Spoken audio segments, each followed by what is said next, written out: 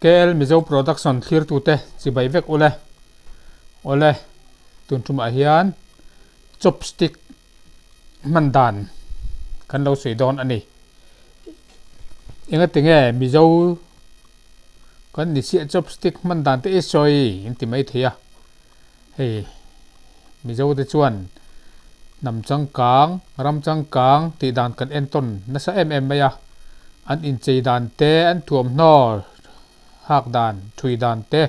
le an hairstyle te kan copy na sa maya kan nam phu lo le kan din mun phu lovin an in chei dan an chang kan na kan copy na sa ani a tho chu lama phei chuan an tho rim na te lam ero chu kan lam chia de uleka an chang kana an style eng mo kan lak na sa kan copy na sa mai ni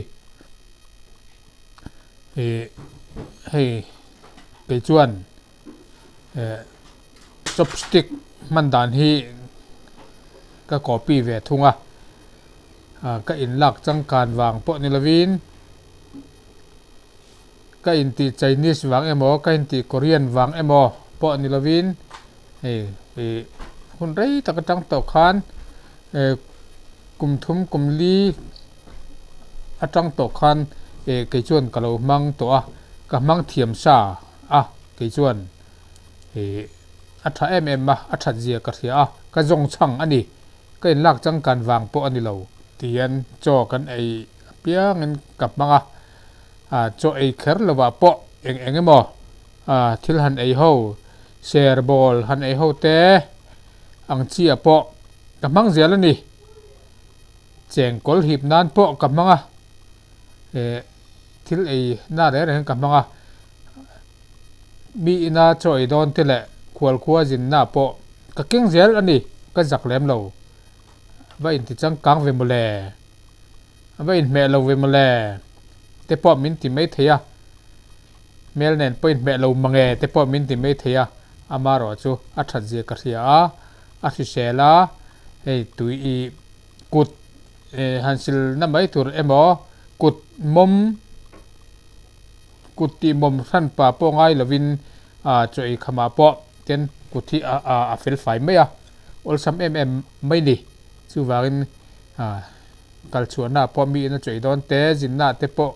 ka keng zel ani mang lo hian kom thiam to me ulo ani ke chuan kum level kalo mang to ani chu wangin man dan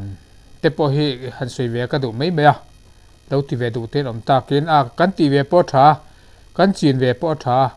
chopstick hi Chinese ho man tur chau ani bik lova Korean ho man tur chau po ni bik lova a thiang lima kan ke ni mi zo te poina kan man than ve atha khop in ka thia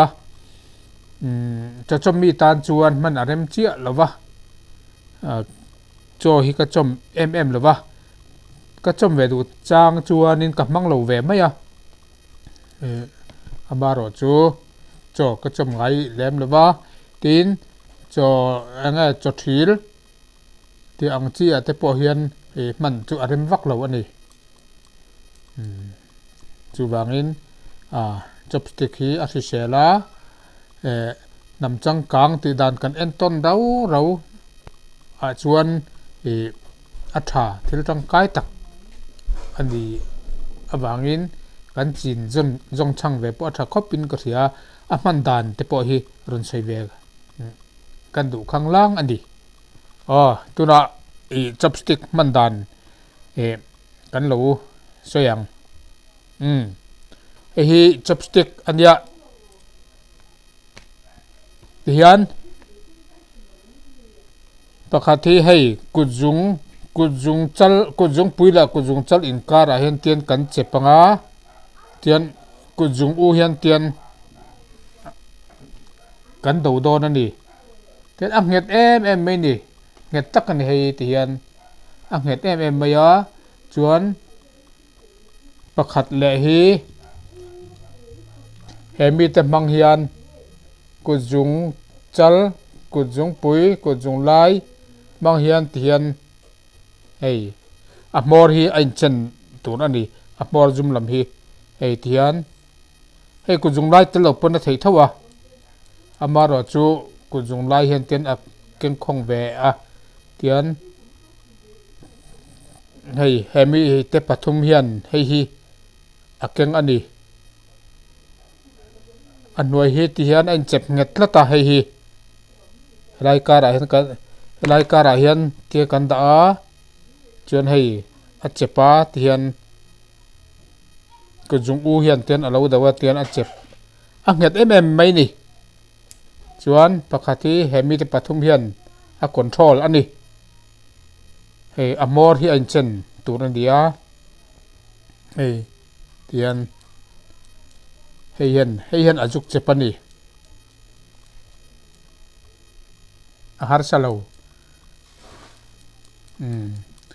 ti hian hei hi no dul an dia ti hian kan ei don ani tun lai a mi kan chang kanga hotel te mi ina te pon yang chu thil kan ein fian kan man tom lui to lova an tui bel kan an tui plate kan in zen tom lova bola tian kan ei far to a arem chang em mai ni ei tian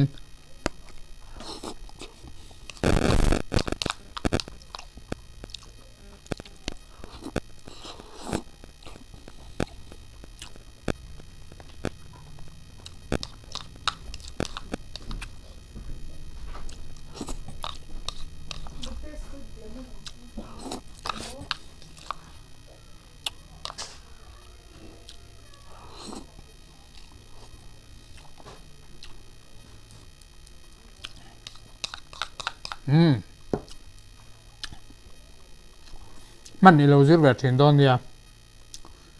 chopstick hi Chinese tan big ani lawa Korean tan big pon ni lawa nam dang tan big ani lo adu apiang tan man thei ani ne tha khop maya man nuam khop maya a chi sel in ti chang kan wang a ngai lo wila a chi sela a tha ni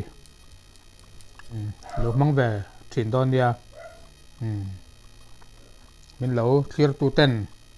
min lo like ka min lo subscribe min lo share sak turin ka ngen cheu ni